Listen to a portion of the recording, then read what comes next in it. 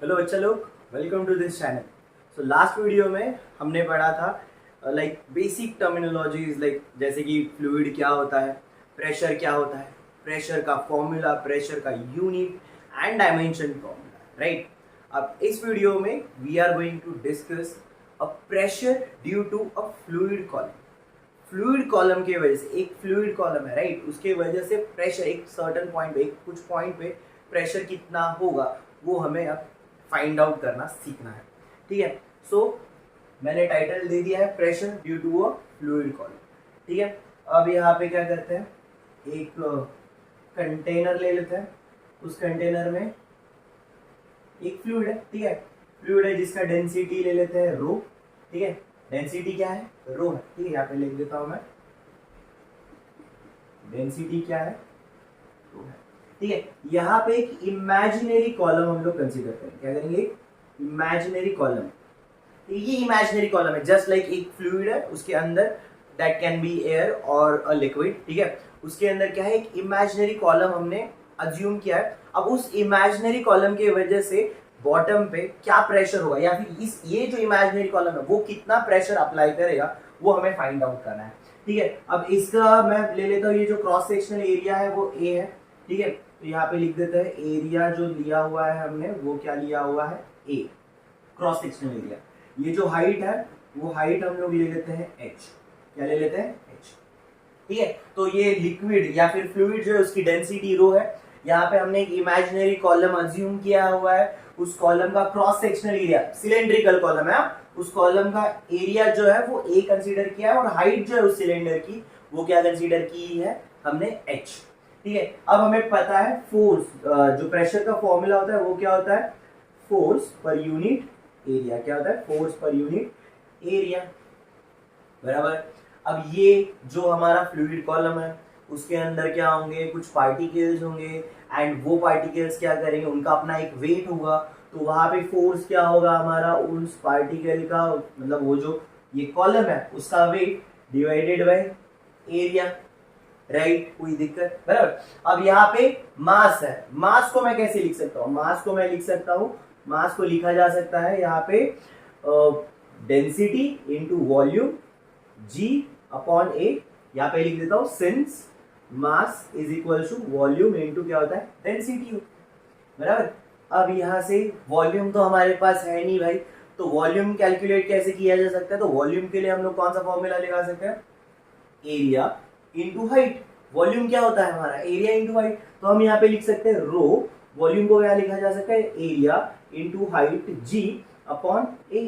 Again यहाँ पे लिखता हूं मैं, वॉल्यूम क्या होता है अपना, एरिया इंटू हाइट होता है, बराबर।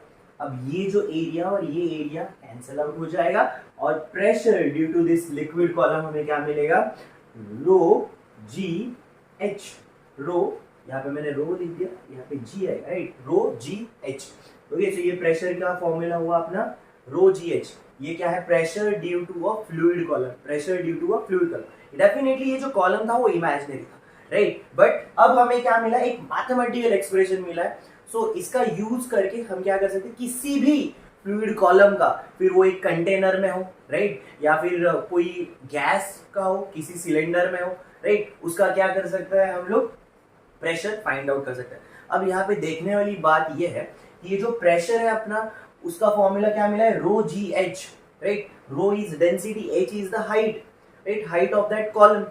बट एरिया, एरिया पे तो डिपेंड कर ही नहीं रहा है, राइट, ना ही किसी शेप पे डिपेंड कर रहा है, राइट। दैट मीन्स प्रेशर जो है किसी भी फ्लूइड के वजह से एक सर्टेन पॉइंट पे जो प्रेशर है वो सिर्फ और सिर्फ डिपेंड करता है डेंसिटी पे और उस फ्लूइड कॉलम के हाइट पे, राइट। जी तो कांस्टेंट है ही, ग्रेविटेशनल एक्सेलरेशन कांस्टेंट है, राइट, तो वो तो कांस्टेंट रहा, बचा क्या, डेंसिटी एंड एच जो वैरी हो सकता है। और बस उन्हीं दो चीजों पे क्या करता है, ये डिपेंड करता है, जो हमारा एरिया है, राइट, कितना एरिया, उस पर डिपेंड नहीं करता।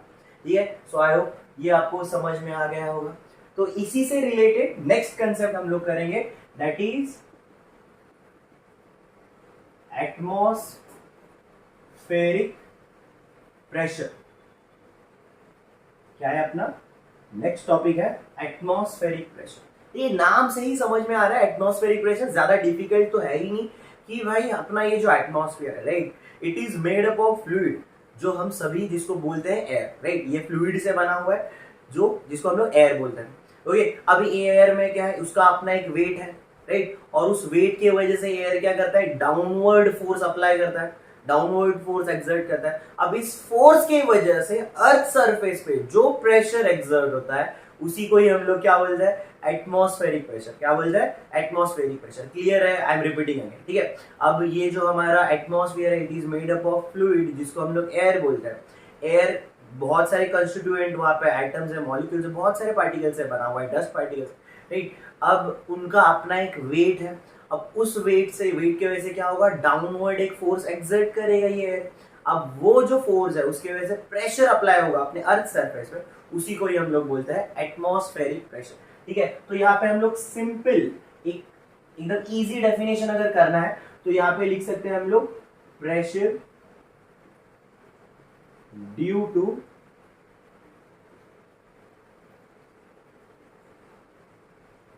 Atmosphere, right. Simple, pressure due to atmosphere या फिर pressure exerted by the atmosphere on the earth surface is called as atmospheric pressure, right.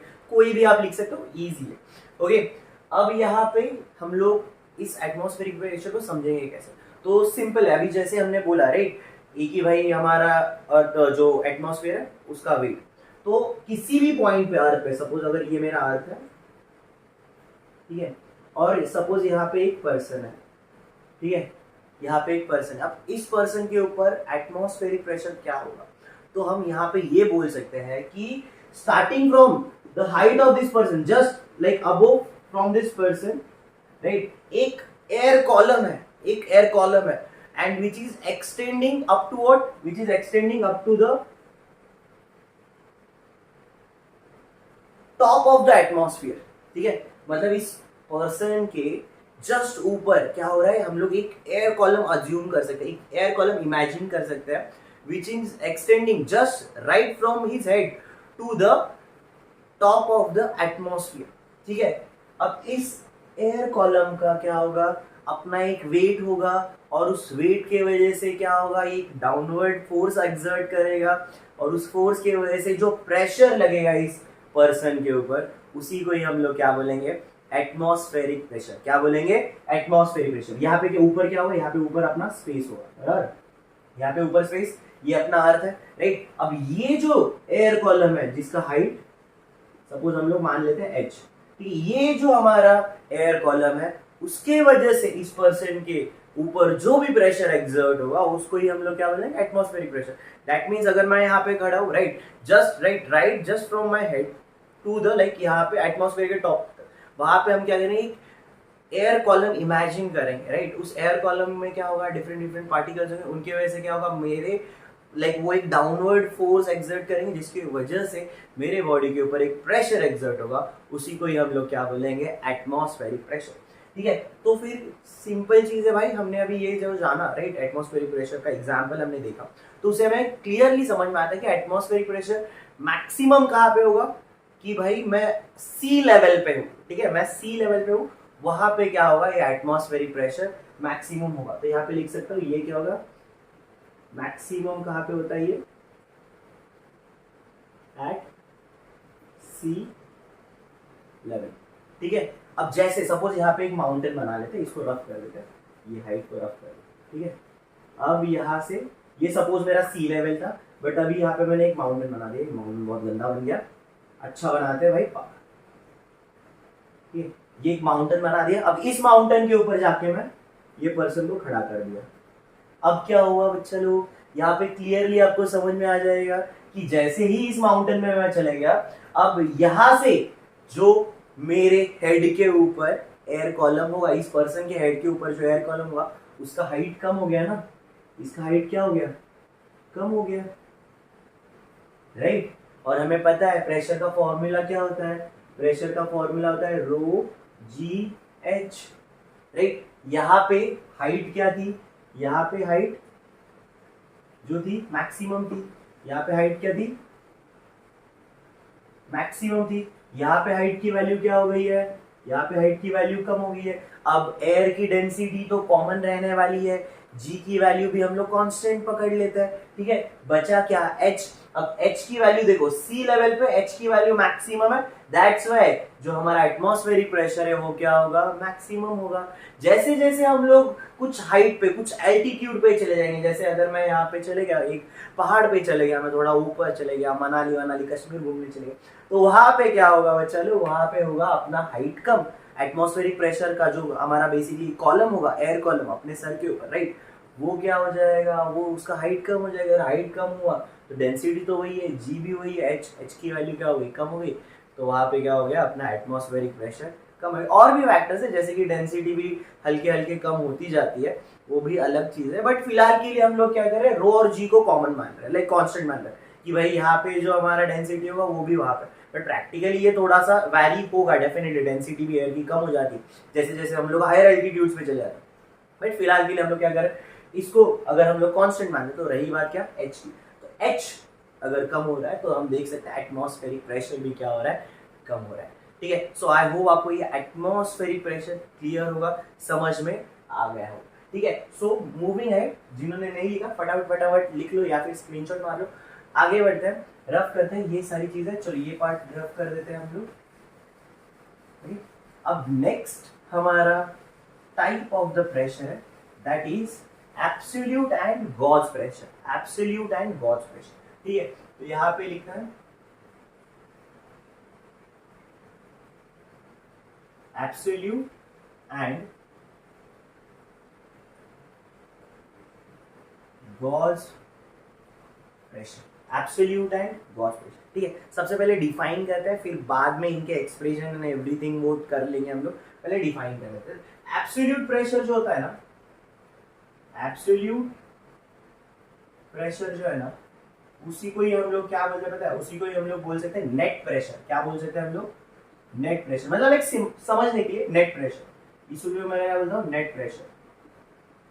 और इसको लिखूं मैं तो एब्सोल्यूट प्रेशर बेसिकली क्या पता है, एक पर्टिकुलर पॉइंट, ठीक है, pressure due to atmosphere as well as the fluid column, ठीक है, प्रेशर ड्यू टू एटमॉस्फेयर। अगर एक सिस्टम है, ठीक है, अगर मैं आपको बताऊं, यहाँ पे ये ऐसा एक मेरा कंटेनर है, ठीक है, इस कंटेनर के अंदर एक लिक्विड है, इस कंटेनर के अंदर एक लिक्विड है, ठीक है। अब यहाँ पे पॉइंट मेरा ये पी है, अब इस पी पॉइंट पे ये जो एटमॉस्फेयर, राइट, ये जो एटमॉस्फेयर है उसका जो प्रेशर एज वेल एज ये जो लिक्विड है उसका जो प्रेशर होगा, इन दोनों का जो सम होगा वही अपना क्या होगा, एब्सोल्यूट प्रेशर। क्या होगा, एब्सोल्यूट प्रेशर, मतलब नेट प्रेशर ही हुआ ना कि टोटल प्रेशर इसके ऊपर कितना लग रहा है, उस लिक्विड का एज वेल एज, या फिर फ्लूइड अगर मैं कंसीडर करूं तो उसका एज वेल एज एटमॉस्फेयर का, तो ये मिलके जो भी प्रेशर होगा वही अपना क्या होगा, एब्सोल्यूट प्रेशर होगा, ठीक है। तो एब्सोल्यूट प्रेशर को मैं क्या लिख सकता हूँ, एब्सोल्यूट प्रेशर को मैं लिख सकता हूँ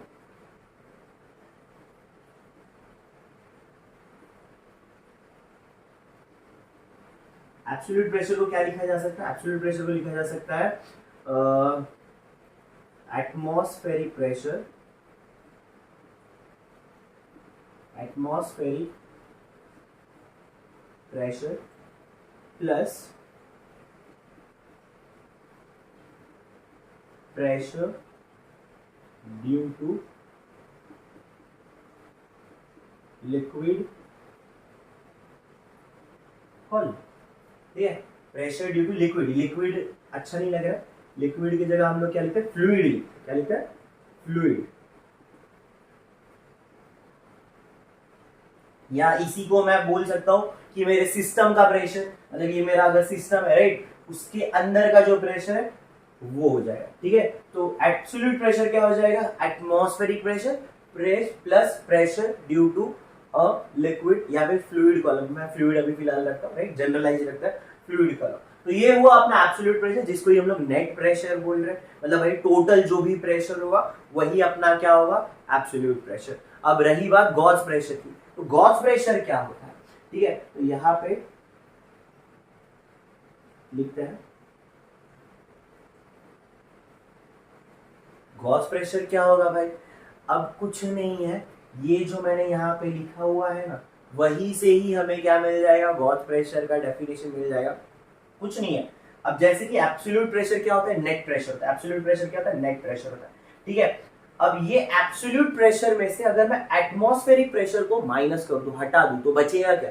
बचेगा क्या? अपने सिस्टम का प्रेशर, राइट? ये जो सिस्टम का मतलब pressure due to this fluid column, ये पूरे कॉलम के वजह से जो प्रेशर है वो, और उसी को ही हम लोग क्या बोलते हैं? गॉस प्रेशर बोलते हैं। मतलब एक सिस्टम का जो प्रेशर होता है उसी को ही हम लोग क्या बोलते हैं? गॉस प्रेशर बोलते हैं। मतलब total pressure which is like atmosphere plus उस सिस्टम का, मतलब जो फ्लूइड कॉलम की वजह से वो, तो उसमें से वो जो टोटल में से अगर मैं एटमॉस्फेयर का हटा दूं तो ये जो बचा हुआ है अपने ये जो सिस्टम का जो प्रेशर है उसी को ही हम लोग क्या बोलेंगे? Gauss pressure. क्या बोलेंगे? Gauss pressure. तो सिंपल यहाँ पे लिख सकते हैं हम लोग एब्सोल्यूट प्रेशर जो है, गॉस प्रेशर जो होगा वो होगा absolute minus atmosphere, absolute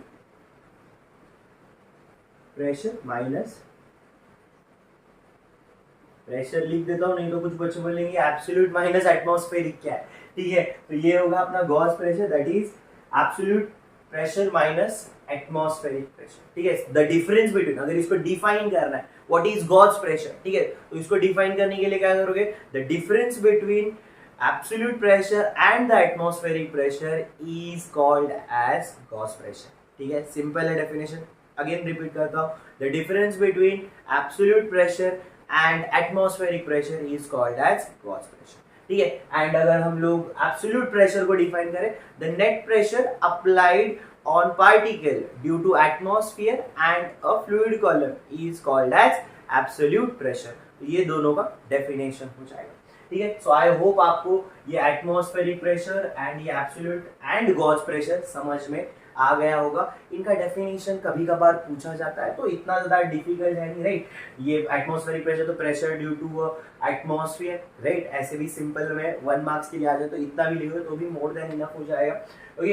and absolute pressure तो वही है कि net pressure applied on a particle या फिर applied on a point due to atmosphere and a fluid column is called as absolute pressure। and अगर हम लोग गॉस प्रेशर को डिफाइन करें तो difference between absolute pressure and atmospheric pressure is called as gauge pressure. तो ये तीनों भी हो जाएंगे, ठीक है? अब इसके बाद चलो इसको फटाफट रफ करते हैं, जिन्होंने नहीं लिखा फटाफट स्क्रीनशॉट ले लो, लिख लो, चलो आगे बढ़ते हैं।